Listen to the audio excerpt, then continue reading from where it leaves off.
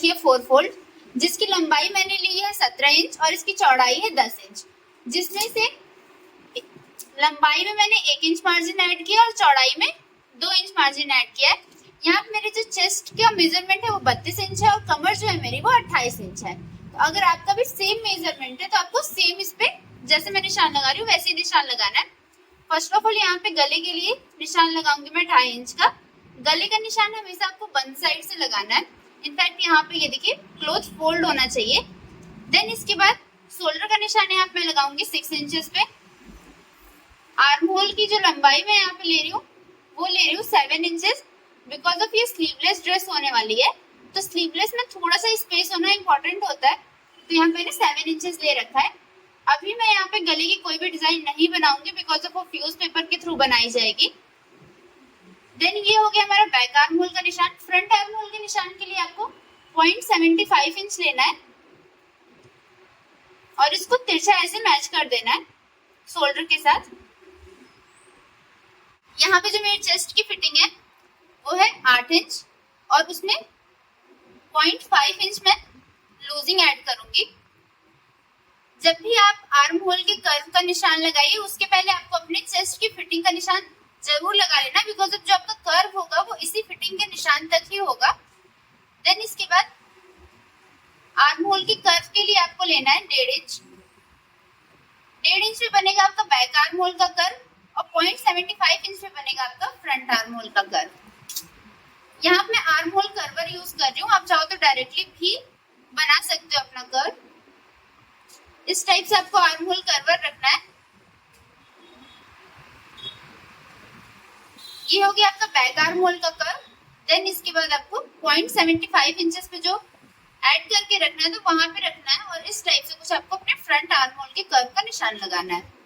Arm hole का निशान लगाने के बाद अब लगा लेते हैं अपनी कमर का निशान। कमर की फिटिंग का यहाँ पे जो मैं निशान लगा रही हूँ 7 इंच बिकॉज ऑफ मेरी कमर यहाँ पे 28 इंच है और उसमें 2 इंच एक्स्ट्रा मार्जिन ऐड कर लेना है आपको।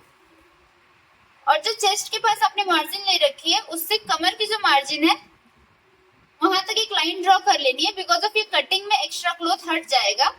आप चाहो तो इसको स्केल के थ्रू भी ड्रॉ कर सकते हो, वो ज्यादा इजी होता है। अब यहाँ पे आपको कर लेना है शोल्डर डाउन बिकॉज ऑफ ये बहुत ही ज्यादा इंपॉर्टेंट पार्ट होता है। शोल्डर डाउन करने के लिए आपको 1/2 इंचेस लेना है जिसको 0.5 इंच बोला जाता है और गले के साइड से शोल्डर की साइड पे एक साइड लाइन ड्रॉ करनी है और कटिंग के टाइम पे इसको हटा देना। सबसे पहले आपको कर लेना है शोल्डर डाउन जो आपने कर रखा है उसकी कटिंग।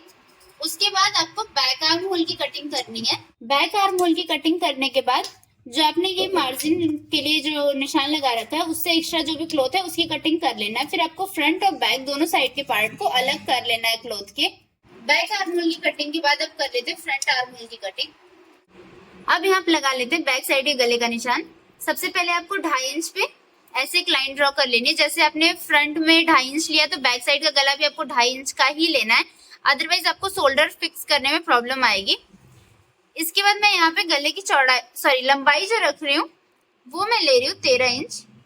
13 इंच पे ऐसे आपको एक लाइन ड्रॉ कर देनी है नॉर्मल और उसके बाद फिर 2.5 इंच इस टाइप से स्ट्रेट लाइन ड्रॉ करनी है और इसको मैच कर लेना है। यहाँ पे मैं थोड़ा सा लुप्पी वाला गला बनाऊंगी, नॉर्मली ऐसे डायरेक्टली वाला गला नहीं रहेगा, इसमें डोरी लगी रहेगी।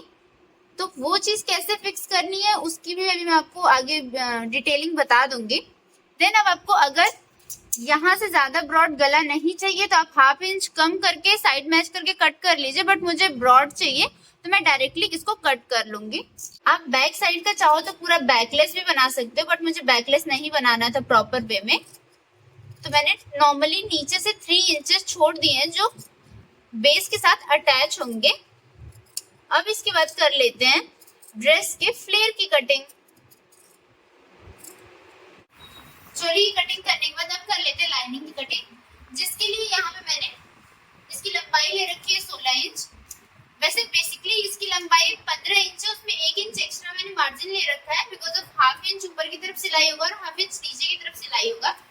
और इसकी जो चौड़ाई मैंने ली है वो 35 इंच ले रखा है और इसको डबल फोल्ड क्लोथ मैंने ले रखा है बिकॉज ऑफ इसको भी सेंटर्ड पार्ट से अलग किया जाएगा और इस क्लोथ का टोटल जो चौड़ाई आएगा वो होगा 70 इंच। इट मींस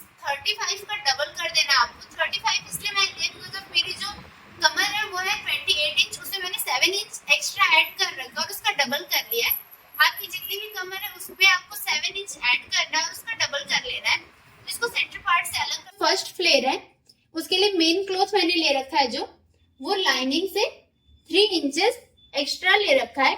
और यहाँ पे जो लाइनिंग वाला क्लॉथ है वो कम है और जो मेन क्लॉथ है चूनट के लिए, घेर के लिए, वो ज्यादा ले रखा है।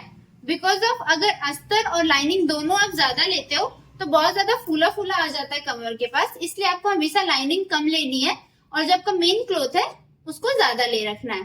तो इस तरीके से आपको करने के बाद फिर इसकी कटिंग कर लेनी है। मैंने यहाँ पे मेन क्लॉथ को 3 इंचेस बढ़ा लिया है। अब इसकी कटिंग कर लेते हैं, ठीक है।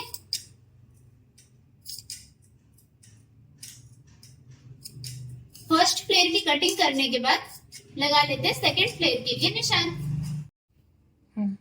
सेकंड फ्लेयर के लिए यहाँ पे जो मैंने फ्लेयर की चौड़ाई ले रखी है, सॉरी लंबाई ले रखी है, वो ले रखी है 9 इंच और इसकी जो चौड़ाई मैंने यहाँ पे ली है वो टोटल ले रखी है 29 इंच, 29.5 इंच ले रखी है। आप इसको 30 इंचेस भी ले सकते हो।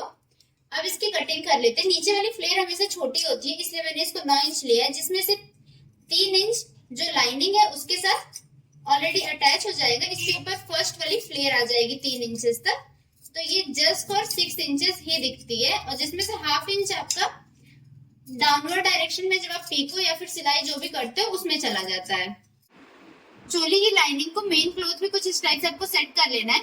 देन इसके बाद साइड साइड कॉर्नर से आपको कट कर लेना है। इसमें फ्रंट साइड में भी हम लोग अभी फ्यूज पेपर के थ्रू गले की डिजाइन करेंगे और बैक साइड में भी फ्यूज पेपर लगा दिया जाएगा, जिससे थोड़ा सा टाइटली होल्ड रहे गला, इधर उधर भागे नहीं। अब इसकी कटिंग कर लेते हैं। अब कर लेते हैं फ्रंट साइड के गले की डिजाइन की कटिंग, जिसके लिए आपको फ्यूज पेपर को डबल फोल्ड करना है। उसके बाद मैंने यहाँ पे लगा रखा है 3 इंच पे एक निशान। तो यहाँ पे गले की लंबाई जो मैंने ले रखी है वो ले रखी है 7 इंच। आप अपने अकॉर्डिंग और भी लंबा गला ले सकते हो या फिर अगर आपको ज्यादा लंबा गला नहीं अच्छा लगता है तो आप छोटा गला भी ले सकते हो। इसके बाद आपको लेना है एक आर्म होल कर्वर, उसके थ्रू यहाँ पे डिजाइन बनानी है। इस टाइप से कर्वर को सेट करने के बाद फर्स्टली आपको इस टाइप से ड्रॉ करना है। देन सेकेंडली यहाँ से कर्वर को बिल्कुल इक्वल वे में सेट करना है इस टाइप से। देन इसको ड्रॉ कर लेना है। अगेन यहाँ पे आपको लगभग 1 से 1.5 इंच का गैप लेते हुए कुछ इस टाइप से डिजाइन करना है। एंड आप इस टाइप से भी कर सकते हो, अदरवाइज इस टाइप से भी आप ले सकते हो। देन इसकी कटिंग कर लेते हैं।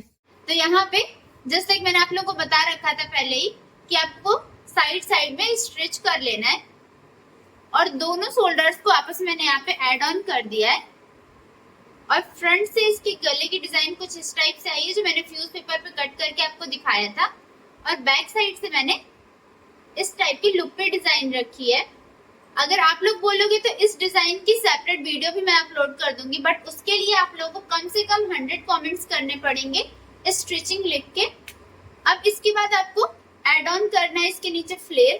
फ्लेयर के लिए जो फर्स्ट ऑफ ऑल आपने लाइनिंग कट कर रखी थी उसको लेना है। देन उसके बाद लेना है आपको मेन क्लॉथ। उसके बाद ये लाइनिंग है जो कट कर रखा था मैंने इसको डबल पार्ट्स में कट कर रखा। अगर आपके पास जो कपड़ा है उसकी अर्ज बहुत ज्यादा है तो आप एक साथ भी कट कर सकते हो।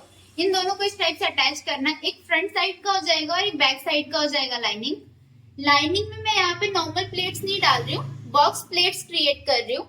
उसके लिए आपको बॉक्स प्लेट क्रिएट इसलिए भी कर लेना होता है अगर आप इस टाइप के ड्रेस बनाते हो, क्योंकि अगर दोनों आप नॉर्मल प्लेट्स क्रिएट करते हो तो बहुत ज्यादा हैवी लुक देने लगता है। यहाँ पे बॉक्स प्लेट कुछ इस टाइप से आपको क्रिएट करनी है। छोटी छोटी बॉक्स प्लेट क्रिएट करनी, बहुत बड़ी नहीं करनी है।